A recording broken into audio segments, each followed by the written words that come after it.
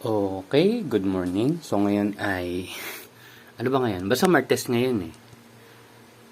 July 16. So July 16. So ayan, makita nyo, 'di ba? May takip-takip, social.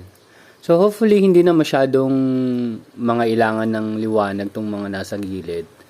Makita natin yan afterwards. Pero mas matitest natin yan dito sa gagawin natin dito. So ayan, medyo naiipit ko naman siya dito sa baba, ay sa taas. O, diba? High-tech. High-tech, diba? So, yan, tinakpan ko lang.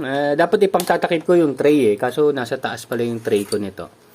So, kasi kahapon ba no isang araw? Nilagyan na natin siya ng tubig.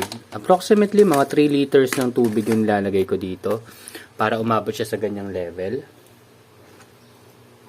At nandito na yung mga tawag dito? Net cups natin na may coco peat.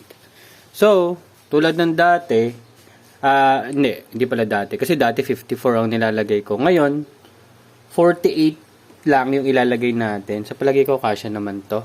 So, ito yung unahin natin kasi ito yung medyo luma-luma pa. So, 4 dito, yung 4 na hilera, tapos 4 na hilera ulit dito. Okay, so, yan. Simulan na natin. So, wala naman kakaiba sa gagawin ko. Ilulubog ko lang sila dyan. Yan, nakaganyan. So, medyo mataas yung tubig para kasi sisip-sip pa sila ng tubig hanggang mamaya. So, ayan. So, yung pagta-transfer naman natin ng buto, kasi yan, sisip-sip pa yan ng tubig. So, hinahayaan ko lang sila mag-sip-sip ng tubig naturally. Naturally ba tawag ito? Basta mag-absorb sila ng tubig. Yan. Hapon na tayo mag-transfer siguro. Mga alas 3. Nasa indoor naman tayo eh. So, actually, wala masyadong factor yung oras pala sa oras. Wala masyadong factor sa atin yung oras. Pero nakaka-apekto lang yung oras sa paglaki nila. Siyempre, pag umaga mo sila tinanim, mas mabilis sila mag-germinate. Usually naman, dito sa tinatanim natin na Olmeti, within 12 hours, makita mo magka-crack na sila. So, ibig sabihin, parang nagiging active na yung buto nila, palagay ko. Parang ganun. After 1 day, dapat meron na silang ugat. Yan, may ugat na sila. So, ngayon, hindi mo na tayo gagamit ng ganitong, hindi naman siya net cups eh, basta ganitong container kasi hindi pa ako nakagawa nung para talaga sa kanila. Pero, sa ngayon, may mga natanim na tayong ganyan, inoobserbahan lang natin yung tubo, kung maayos ba, maganda ba. Kasi mas economically, di ba? Mas mura sila kaysa dito. Ito kasi parang nasa 4 something, so sabi mo ng 5 piso. Ito, wala pa yatang piso to eh. Kasi, galing lang siya sa ginupit na ganitong tray yan. Ginupit ko lang yan. Yan. Eh, magkano lang to? Yung isang ganito, sabihin mo, 30 pesos. Ilan yan? 128. So, 30 pesos divide by 128. Ibig sabihin, sobrang mura. Hindi ko na i-compute na. Kaya na mag-compute. Yan. So, naubos na natin siya. Dito naman tayo sa kabila. So, kung mapansin nyo, ito pala, saan ba to? Sa Coco Block na to eh. So, lagyan natin ng konting pagitan. Yan. Para alam ko na itong mga nasa right side, galing sa Coco Block na Coco Peat. Ito kasi yung galing pa dun sa, parang pinagbistayan yata yun, nabili ko dati. Matagal na yan. Nagma-microgreens pa lang yata ako. Meron na ako nyan. Yata. Hindi ko matandaan. Parang ganun yata. O wala pa. Basta meron ako yan, Coco Black. Siya magkaiba silang consistency, no? Parang ito mas fiber kumpara dito. Well, yun yung nakikita ko ngayon, 'di ba? O pupunuin pa rin naman natin 'to, so lagyan na rin natin para walang pagitan. So 4 na hilera dito, 4 times 6, 24. Tapos, 4 ulit dito. Then, yung mga bakante, lalagyan natin yan ng, hulaan nyo, foam. Ayun o, daming foam. Dati, tulad ng sinabi ko sa inyo, na lagi ko naman yata sinasabi, foam yung ginagamit ko. Kasi nga, mas madali siyang gamitin, kumbaga, at saka mas malinis siyang gamitin.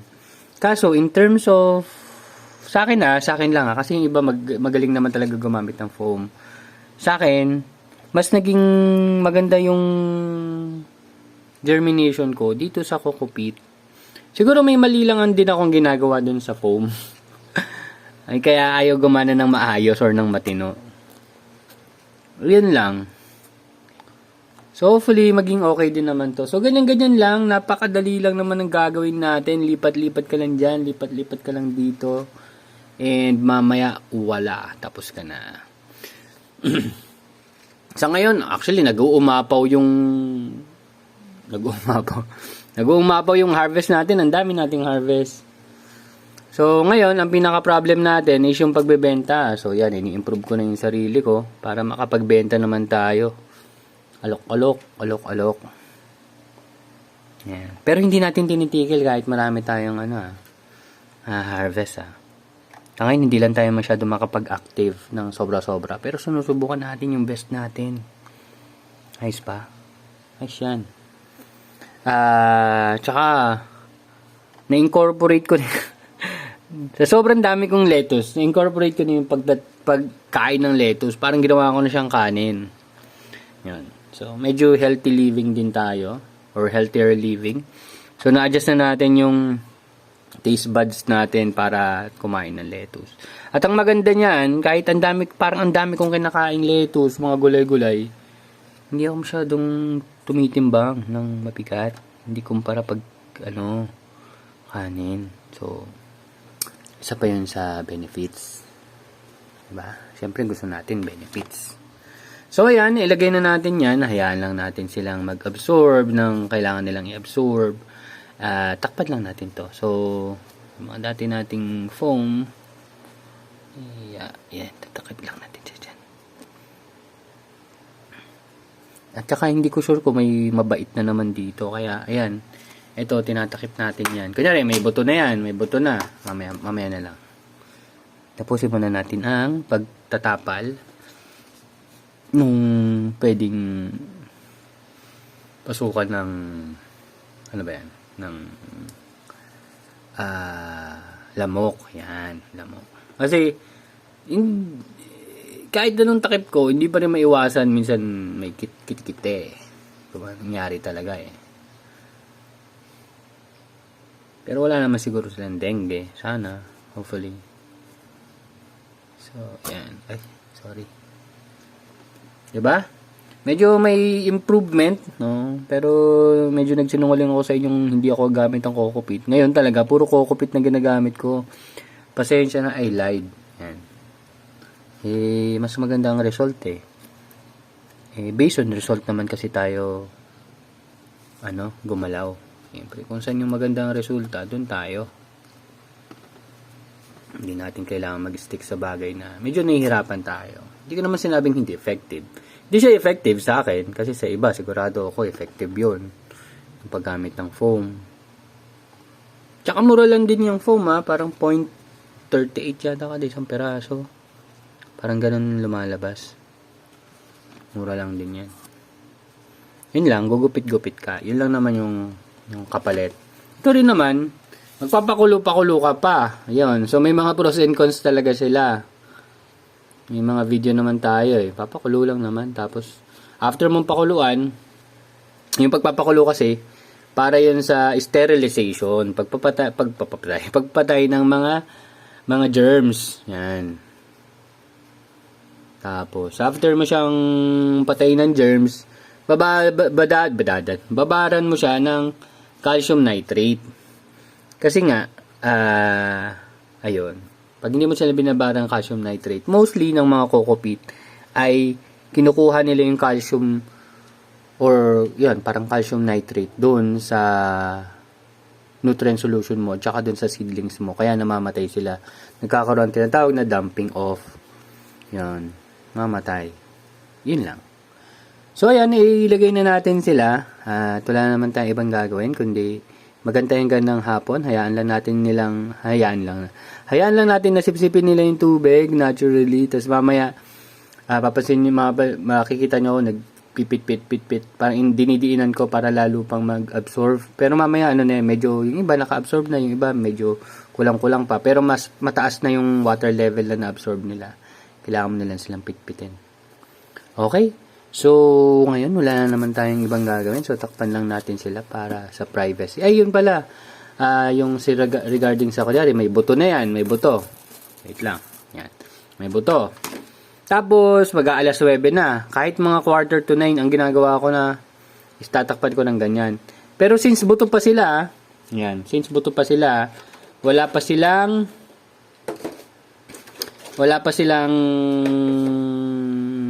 hindi pa sila nag-germinate. So, mas maganda, mataas ang humidity nila.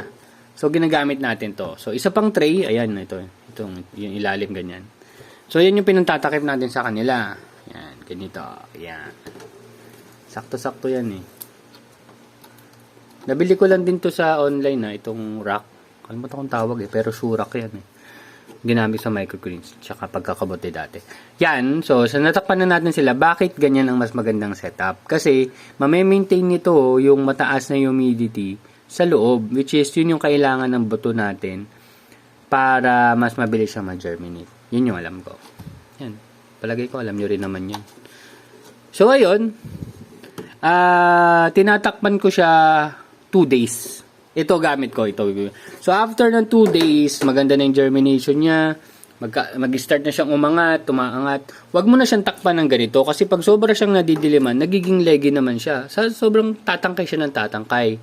Pag wala kasi siyang nakikitang liwanag, iniisip niya, nakabaon pa siya sa lupa. Yun yung sabi, Kaya, tumatangkay lang siya ng tumatangkay. So, after 2 days, or 1.5 day, or kung ano man, majority ng mga buto mo, maganda yun yung tubo. Paangat na, kumbaga. Paangat na. So, ito na yung next kong gagawin. So, bago mag-alas 9, yan yung pantatakip ko. Yan, dalawa sila. Medyo sukat naman eh. May screen na, para kahit paano, breathable. May hangin na lalabas. May hangin na papasok at lalabas sa kanila. Tsaka, hindi sila mapapasok nung mabait. Yun lang naman. Kaya, pwede namang hindi ko siya takpan sa totoo lang Kahit ito naman magpapa-improve lang to ng germination. Ito kahit hindi ko naman siya takpan after 2 days Kaso ang problema, pag napagtripan sila nung daga, maubos sila. Diba? Siyempre, ayaw mo namang masira yung pinaghirapan mo. Inantay mo ng ilang araw, tas kakainin lang nila. Ayun. So, yun lang. Thank you very much. Yan yun, ilang days na yan. Ano ba ngayon? Ano man sabi ko ngayon? 16. So, 16 yan. Ito yung 9. So, 7 days. 1 week old. Yan. 1 week old. So, 48 lang yan. At mabuti naman at lahat ay tumubo kasi sumablay lang tayo ng 4 dyan. Kukulangin na tayo dun sa ating styrobox. So, ayan. So, pwede na natin takpan para may privacy na siya. Then, hayaan lang natin silang sumipsip ng tubig at babalikan natin sila. Mamayang hapon, ngayon ay nasa 11:30 pa lang. So, balikan natin sila mga alas 3, alas 4. Then, tatanim tayo ng olmeti. Tapos, parang gusto ko magtanim ng 6 na scamander. Para may kulay yung may kulay yung buhay. Hindi, may kulay yung salad. Pero kasi yung scamander, hindi ko talaga siya binibenta. For personal consumption ko na lang siya. Kasi, base experience ko, ang baba lang ng timbang. Nasa 40 or 50, 60 grams lang siya. Kahit 45 days na siya. Hindi ko pa siya nasubukan patagalin hanggang 60 days. Kaso baka pumait Anyway, ibang topic na lang siguro yon. So, sa ngayon, ayan, yung mga high-tech natin. Kaya ginagawa pala natin to. Ginagaya natin yung sa likod na parang nagre-reflect siya ng liwanag kaya hindi masyadong nagiging leggy yung mga tanim doon. So, ganun lang din. Based on observation sa palagay ko, nakakatulong naman siya. So, sana ganun nga. Obserbahan natin after 1 month. Tapos, ang susunod kong gagawin, babawasan ko. Kasi 3 yan 3 LED. Susunod, babawasan naman natin isa para mas makatipid tayo. Kung pares pa rin naman result, yung laki ng mga seedlings, then dalawa na lang muna. Ang maganda lagi sa indoor is hindi ka masyadong aligaga sa sobrang init, ulan, or kung ano mang other factors. Tsaka dito kasi, walang insekto. Or control natin insekto kung meron man. Maliban lang sa daga, ha? Ayun. Yun lang. Bye-bye!